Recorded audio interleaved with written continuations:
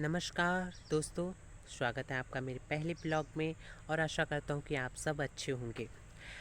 अ, आज मैं आपको दिखाऊंगा कि एक फ़ैसले से जो एक फ़ैसला लिया गया, उस फ़ैसले से उत्पन्न जो समस्या है उसके क्या परिणाम हो रहे हैं। क्योंकि गोकृषि पर जब प्रतिबंध लगाया गया तो आवारा पशुओं की संख्या में बहुत तेज़ी से वृद्धि हुई और अब वो एक समस्या बनकर सामने आ रहे हैं। आप भी सुनते होंगे जगह जगह पर कि आज आवारा सांड द्वारा किसी व्यक्ति को घायल कर दिया गया या उसके हमले से किसी व्यक्ति की मृत्यु हो गई। तो ऐसी ही समस्या अब कृषि के लिए उत्पन्न हो गई है और किसान अब दिन में तो काम करता ही है, मेहनत करता ही है और साथ ही साथ रात में वो जागता भी है पूरी पूरी रात। और कभी कभार उसे मिल जाए सोने को तो उसकी किस्म तो उसकी खुशकिस्मती होती है। तो अब इस समस्या से निजात पाने के लिए लोग तरह तरह के उपाय कर रहे हैं। कोई आ, खेतों को चारों तरफ से बाड़ेदारी कर रहा है और कोई कटीले तार लगा रहा है।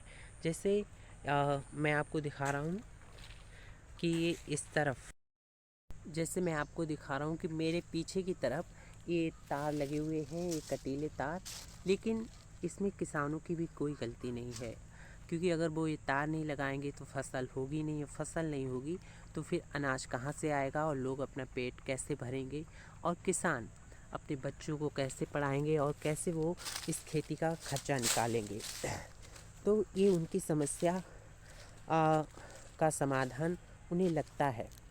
लेकिन एक तरह से ये गलत भी है कि अगर इसमें कोई पशु फंस जाए तो फिर उसकी तो जान जोखिम में हो जाती है और वो घायल हो जाता है। और ऐसे हम सड़कों पे चलते हुए देखते हैं कि किसी की टांग कटी है, गाय की, किसी बैल की टांग कटी है, खून बह रहा है।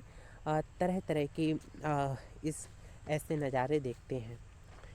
तो इस समस्या जब भी फैसला लिया गया तो इसके जो उत्पन्न होने वाली समस्याओं के बारे में भी समझना चाहिए था और उनके जो परिणाम होंगे उनके बारे में भी सोचना चाहिए था। और उन परिणामों से निपटने के लिए क्या योजनाएं होंगी या कौन से तरीके होंगे या किस तरह से आवारा पशुओं को नियंत्रित किया जाएगा, इस पर पूरी योजनाएं बनानी चाहिए थी। लेकिन ऐसा कुछ धरातल पर होता हुआ दिखाई तो नहीं देता है।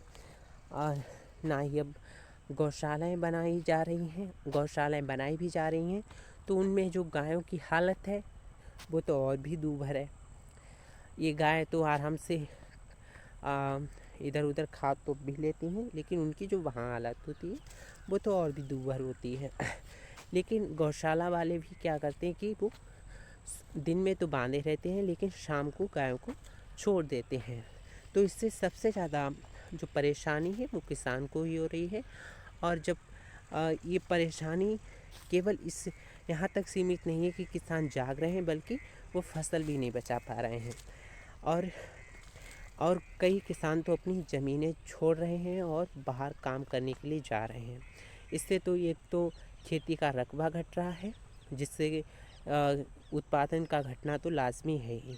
दूसरी ओर उत्पादन एक तो रकबे घटने से घट रहा है, दूसरा उत्पादन पूरी तरह से फसल का